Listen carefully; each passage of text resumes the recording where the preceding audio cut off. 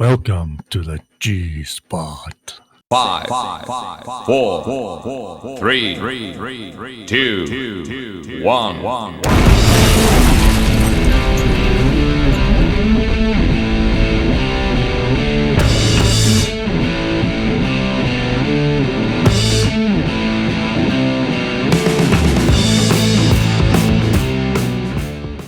Hello everybody and welcome to Dynamic GT League's G-Spot, this being G19.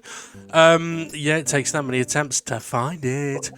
Joining me is Ray. How are you, Ray? I'm doing good. Have you found that? Ba-dong. Are you going to do that every half hour? Ba-dong.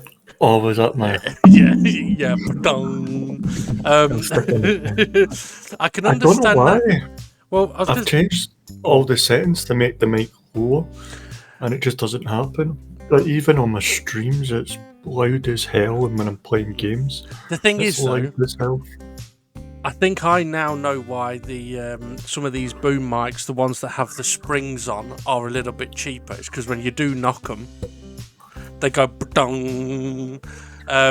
So yeah, we might have to get our viewers to sponsor us for some equipment. So anyway, before that goes down a route we do not want to go down. Yeah, so what is the G-Spot all about? Well, it's where things that happen in Dynamic GT League can be looked into a little bit more, perhaps shown, explained, or if someone's been naughty or nice, we get to show that as well if we want. Fatty tappy fingers. You tap so loud. It's just a mic, it's not... It's alright. Yeah, so also if people report things, we can have a look at why people may or may not get a penalty. Little bit like we did last week with Steve F1's request of a clarification on an incident, which is quite interesting, I thought.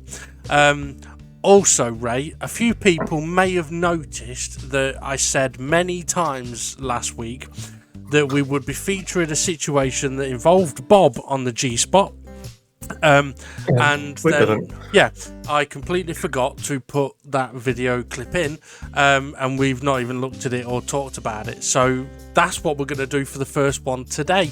But what I do want to mention before we sort of head into that is, hopefully Bob will be watching this and he will have been sent a message sort of saying, watch this, it's a feature we're doing DGT League to try and help educate everybody.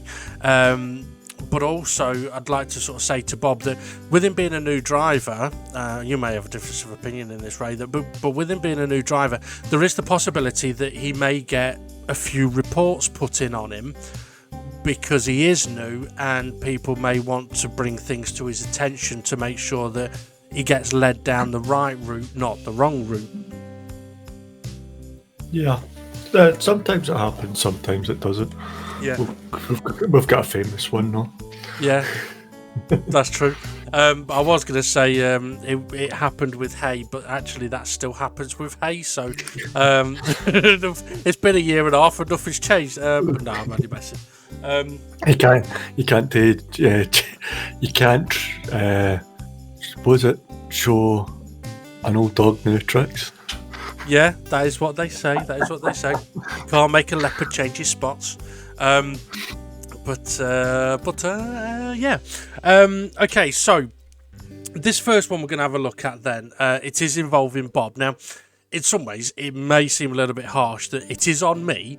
So it may seem a little harsh that I'm bringing it to attention, but honestly, genuinely, the only reason that I want to sort of go through this and show this particular thing is because if we don't, as DGT League, have a look at it and let Bob know if it was okay or not. If it isn't okay, he may think that it is, and he may continue to do it. Or if he thought it wasn't okay, but actually it is, then he wouldn't. So it is genuinely just about educating Bob about never fucking overtaking me again. But no. So have you actually had a look at this at all, Ray? Have you seen any of the footage of this? I only seen on race. On the race video. When we done commentary on it. Okay, right, well, just so you know, I am about to announce the title of this particular G, and we'll go straight into the footage. So, let's take a quick look, shall we? In 3, 2, 1, let's go. So, G1, race 5. Mmmbob, doop-a-dop, dop-boo-bop. And here we go then, down after turn 1, down towards turn 2, and we can see Bob pulls out here in 4th place. Demon R leading, Jason's second, SGP, and Bob's making the moves. And then we're going to get a change of camera here, and it looks everything fine. Demon R hitting the wall, getting very close behind. But if we have another look at it from Bob's point of view, and this will stop a few times, one of the things that we talk about is distances from one car to another when it comes to attempting overtakes. Now, there is a little bit of contact there, and then Demon R hits the wall. Now, we didn't see that contact on the other view, but what I want to sort of mention here for the benefit of Bob is that on approach to a corner like this, what we would say is at the braking point, are you close enough to attack the car ahead? Well, Demon R's on the brakes now. Jason is also on the brakes already. SGP isn't yet. He's not at the braking point, and Bob isn't. But Bob is too far away from Demon R to overtake Demon R. Now, as Demon R is into the braking zone, there's much more brakes applied. We get to Bob, and he's not on the brakes yet. He's just getting to the braking point. But he's not close enough to potentially Jason or Demon R to attempt the overtake. Bob now is on the brakes in a moment. When? Yeah. Now, he is on the brakes, so he's on the brakes a little later. There's nothing wrong with that. And I would say his overtake on SGP is absolutely fine. And even potentially his overtake on Jason is kind of okay. Risky, but okay. However, as Demon R's getting to sort of the turning point, Bob is too far behind Demon R to attempt that overtake. It doesn't matter if it looks like there's space there. He's too far back to fairly attempt the overtake. And in my own opinion, the only reason there ends up being space at the apex is because Demon R spots Bob coming in and gives him the room to do whatever is going to happen. Now, this is where for Bob, for this to stick and be fair and legit, he would have to get it stopped for the apex and hold that apex.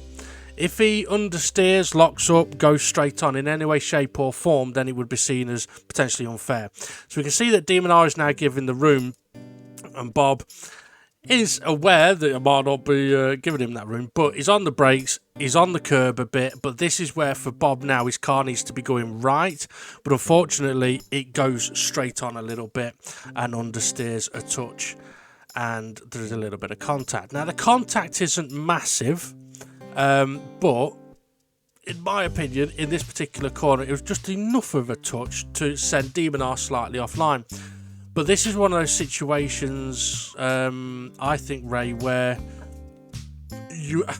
as a steward, what would you say about those distances? Yeah, I'd say he was too far back from Demon R to go for the overtake. Yeah. It wouldn't be something I do, but that's my famous corner. Yeah. But yeah, SGP, yeah, Jason at a push, but Demon R, I think he just got his braking zone wrong there, and it just continued from there. He went for the apex, well, but it's just that he couldn't keep it at the apex, and yeah. I mean, I think if that had been reported, it would have been deemed maybe dive bomb, you could say, or maybe. Not that I would have reported it, but if I was going to report it, I wouldn't report it as a dive bomb. I'd report it as a possible unfair overtake, because there's a couple of factors of it. That's why I wanted to show it, because it's not just sort of simple cut and dry, really. And Bob, hopefully you are listening to this, please don't take what I'm saying negatively. What I'm about to mention is for everyone's benefit, yours, mine, everyone's. In that situation, Ray, if Demon R had just turned in to go for the apex of the corner and there'd have been a crash between Bob and Demon R, whose fault would it have been? Bob's. Okay. Even if Demon R had seen him at the last moment, couldn't get out of the way, would it be his fault? Nope, that would have been Bob's. Okay. Does Demon R have to give Bob the space at the corner? Nope, he's not in within fair range. Okay. However, in our rules, I think it does say if you do spot that somebody is making a slight error and you have the time and ability to move and give them the space, then do so. It is advised. If you can jump out of the way, it's handy to do so. It's better to do that. Yeah, it does say something along those lines, I think. I mean, you only remember the bits in the rules that you wrote, so like the you can only drive on a Thursday if you've been drinking alcohol. But no, it is one of those things where if Bob was on his own on the track at that point, braked to that point, got round the corner, no problem, there's absolutely nothing wrong with that. Bob making that move on SGP, as you said, absolutely fine. Because he's within fair range at the braking point, he's moving up alongside during the braking zone, which is quite big. And on Jason, it's a bit touch and go, but given the nature of that corner, I think, yeah, he'd be okay there. Jason may have gone for a switchback on him, would have been interesting to see. But yeah, it's the distance between Bob and Demon R that straight off the bat, at the braking point, you go, that car, Bob's, is too far behind Demon R's to attempt any form of an overtake. And if an overtake is attempted, then it has to be done perfectly clean. It's one of those, had Bob hugged that inside corner and not understeered a tiny bit and not had a tiny bit of contact, I'd be putting the same video up but praising him for being a mad fucker and going for an overtake like that, but making it work. But yeah, I wouldn't want Bob to think, though, that going for overtakes like that is absolutely fine, because there is the possibility that it could result in crashes and people getting frustrated, and that's obviously what we don't want that. And that's where I suppose I would always say, you're better off going into a corner slower and coming out faster than going into a corner faster and coming out slower. All of the DGT guys have heard that. It's a bit like when you're with the lady, you're better off going in slow and coming out fast than going in fast and coming out slow. Isn't that right, 4Kids Ray? I mean, is there anything else you want to mention about that? I mean, hopefully Bob... No, I think it's been explained fine. Okay, so if we move on to the next one then. Now, interestingly, Ray, it's slightly fucked up for us, this, because we're actually recording the G-Spot before we've done the commentary, and the next two clips are from the race at Spa, which we've not watched yet. So, I think... Okay, well, I'm going to give us a countdown into this footage, into the title of it, so let's go. In 3, 2, 1, let's go. G2, race 6. Oh, no, Rouge. So, looking at the rear view from myself, I'm seeing SRI having a bit of a battle, and we're going to change to SRI. We see Gary coming up by Rouge. Oh, red, oh, he's dead, oh dear. Big smashy crashy. Now, I must admit, I did see that in the live during the race in my rear view, and I was pissing myself because it is quite funny. Rich is just so unlucky, though. Gary minded his own business. Rich gets sideways and just absolutely, nothing he could do or anyone else could do. Probably not the best of places to crash and me go, oh, he's dead. I apologise for that. I didn't mean it like that. But looking at it from sort of on board Gary's footage, do you think Gary might have got a bit of a shock here, Ray? He's up over the hill and then, happily along, and oh no. Yeah, that's a big one. I think he's congealed into the barrier. Well, unluckily for Rich, this is a situation that anyone who did some laps of practice experienced. A little bit of a twitch, you try catching it, and it just bites the other way and it goes. There's nothing you can do about it. And I wouldn't be surprised if we see other people doing exactly the same in the race footage. But I got to admit, I saw that one, and I mean, it's bad, but it's hilarious. But interestingly, though, Ray, I mean, you might find it funny as well. But I'd not thought about this myself. But if that had been reported, what would your thoughts have been on it? I think it was just it's a racing incident.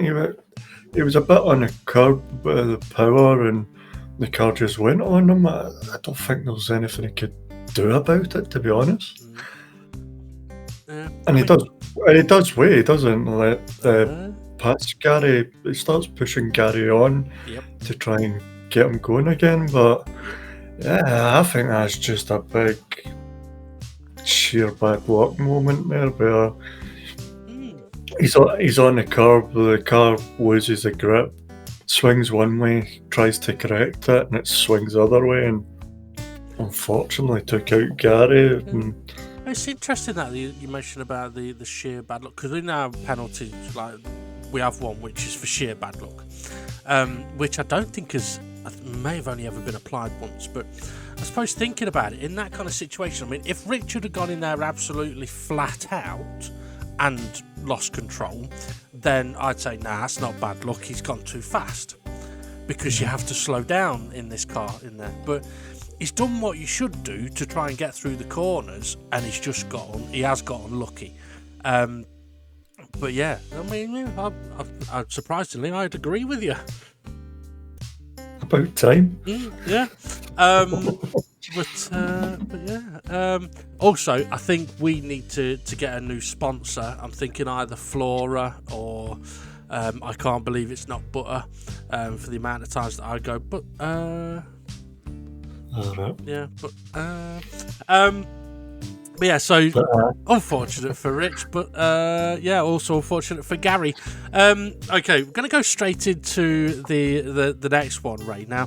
You may not hear the audio on this, well, you won't hear the audio on this one, but you may want to listen to it with the audio on. But I mean, we mentioned that last one was sort of sheer bad luck. Well, sometimes in racing, you'd be driving along in your automobile, no care in the world. Anything like, I was trying to remember the lyrics, but I couldn't. Driving in my automobile. Oh, something about baby beside me. Yeah, at the wheel. Yeah. Well, yeah, if she's behind us in the race car, or beside us in the race car. Okay, let's move on, shall we? Yeah. So sometimes you'll be driving along in your automobile, with your baby sitting beside you, and you're happily driving along. And then something happens that just makes you go, oh shit. And I think this might be one of them. So I'm going to give us a quick countdown and straight into this one. In 3, 2, 1, let's go. For G3, nothing to see here. Oh shit. So we're on board with Rich Blues. He's driving along happily down into the Spa corners. Everything fine and brilliant in the world. He's beating Twilight, and he's not looking at that car that's oh shit. And it stopped him dead. Now he didn't even move. He didn't, did he? Now maybe that's Connor's way of saying you're not cutting my fucking grass. But it's what you should do now, Ray, is listen to it with the audio on, because what you'll hear is you'll see Rich driving along, and you can hear that moment when he realised there was nothing he could do, and he just locks up the wheels because he goes, and he stops. I did have the audio on. All right, yeah. Now, one of the reasons that I actually put that one in there, well, the only reason is because it's funny, but I do know we kind of just see it on the main footage, okay? It's in the background, but it's one of those where when we do commentary, you'd be like, oh, what happened there in the background at No Name? Well, this is what happened. But yeah, so absolutely brilliant. Why didn't he go to avoid it. He just went straight. Well, it's like I said, he's happily driving along his automobile, saw the corner, turning his wheel, and probably didn't even, I don't know, maybe thought Conrad was going to be stationary or ghosted, I don't know. Maybe he wasn't looking. Either way, No Name is now, oh shit! But yeah, okay, so, right, we now have one more to go. And before we get into this one, right, it's kind of semi-serious conversation, this one, but not deadly serious. I mean, when are we deadly serious? Last week, we had a look at the incident that Steve F1 reported. Not reported, he wanted a clarification, didn't he? On the incident with ArtPal. And we dealt with that, we covered that. But what I wanted to do was have a look at another incident in exactly the same corner with the same two drivers, but a very different scenario. And the main reason that I want to sort of highlight this and show this is because I think there's a possibility that at least two drivers may not know, that they have made contact with another car. Or if they did know, I don't think they may have known just how effective said contact was. So it's Steve F1 and ArtPal going into the same corner, sort of turn one, through the kink and turn one at Saint Croix. Now, last week, ArtPal was nowhere near in range to make an overtake on Steve F1. ArtPal has said he was distracted by Conrad because he was looking at that car bouncing around, missed his braking point, completely fucked it up. Yeah, understands that. Well, this one is very, very different. He's there fairly for the possibility of an overtake. So we'll go through this and then we can chat about it a little bit afterwards. It's quite a long one, this. So I think it's about 3 minutes of video clips here. So 3, 2, 1, let's go. Gee whiz, do they know? I don't know if they know. We know that they might not know what they don't know, but we know. So Steve F1 with ArtPal behind him, and there's a couple of other cars, Jimmy, Twilight. Now, on this occasion, we're going to see ArtPal getting up alongside Steve F1 here towards the braking zone. They're side by side, heading into the corner, and hard to tell if there's contact there. Bit of a knock from Jimmy. I think we did see that on the main screen last week. So looking at it from Steve F1's view, the mirror's a bit deceptive. We know that. Steve F1 knows that though, so he's aware that ArtPal is sort of there. He knows he's got to give him the room. But unfortunately, there is a bit of contact. ArtPal comes across, and then Jimmy comes across, and Twilight trying to get in there as well. Now, as we have another look at this from ArtPal's view, he's clearly within range to attempt an overtake on Steve F1. That's fine, it's no problem. He's got his braking point fine. He's just not braked enough initially. That's led to him sort of understeering on a bit. And just after the contact from ArtPal to Steve, Jimmy has also had contact into ArtPal. I wondered if Jimmy may have touched ArtPal deep, but he doesn't. He gets close, but he doesn't touch him. Jimmy's a little wobbly, tries the... I mean, if Jimmy hadn't have had that little bit of contact, it would have been a brilliant move, but unfortunately, there was a little bit of contact there. Now, I also think last week I thought that Jimmy may have been giving Steve F1 the position back here, but I don't think he was, looking at the accelerating. But this isn't the end of the story, Ray, because we're heading down to 14-2. Steve F1, making the move. Jimmy making the move, and then, where the hell did you come from? So Twilight kind of came out of nowhere. So let's have a look at it from Twilight's view, shall we? So everything's sort of okay up ahead. ArtPal, as I mentioned, he hasn't braked enough initially, and that's led to him understeering off. I don't know if he knows there was a little bit of contact there. He may have been put off by Jimmy hitting him. I don't think Jimmy might have known he hit ArtPal. Now, down here, you're about to shit yourself, and it'll look like ArtPal's braking way too much, but I actually think it's the other way round. So Steve F1's actually taking evasive, Twilight takes evasive, and cuts the corner. Says hello to Jimmy and Steve F1. I think he lets them back through.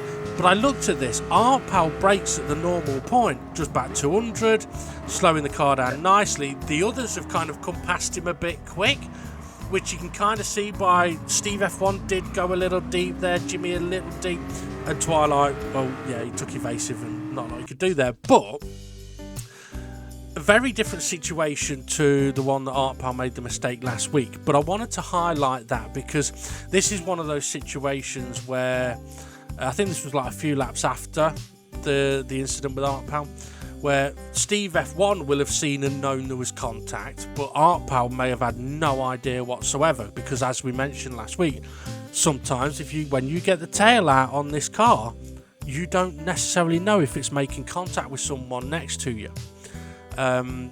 It's not an easy thing to really know. It can happen, and us looking on those different views, obviously it's obvious that it's happening. But what I wish I'd done was actually put the camera view on that Art Pal and Jimmy used, because I reckon on those views you'd have struggled to know that there'd been any contact whatsoever.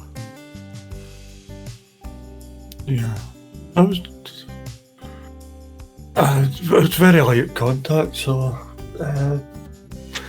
and even though Jimmy's looks as if it was more forceful, but it was his back end, so I don't think he's really going to feel it.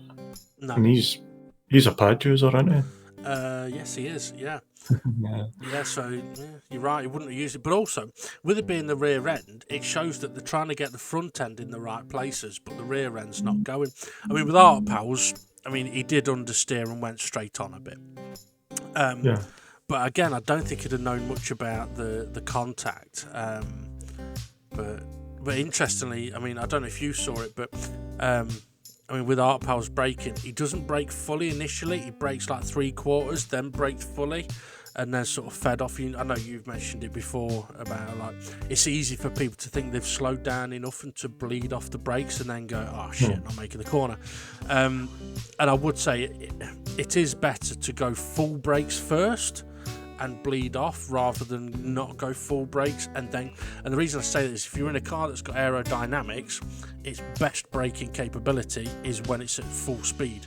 So if you go full brakes when it's at full speed, you've got better braking initially. But anyway,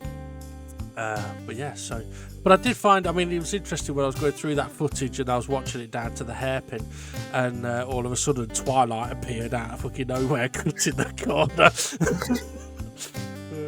Yeah, he done well to take as much as evasive as possible. Absolutely. Right, well, that was the last of them. That was there's nothing else to watch. What I will say though is, if we haven't mentioned it on the race footage, the next track in DGT League is an oval, a tri-oval, Blue Moon Bay tri-oval. I've got a feeling people are perhaps not going to look forward to that one, but will actually thoroughly enjoy it. Also, wall riding is not allowed for anyone that fancies channeling their inner Chastain. It definitely is cheating, so no. And not only Ray, but also it might be worth mentioning, Ray, that if, let's say for example on the oval, I'm behind you, I hit the back of you, that pushes you into the corner, wall rides you round the corner, you overtake 3 cars, that's technically unfair overtake by you, isn't it? Yes. Or perhaps not technically unfair overtake, perhaps gaining an advantage. Yes, yeah. So if you do get hit into a corner and end up wall riding, don't overtake people.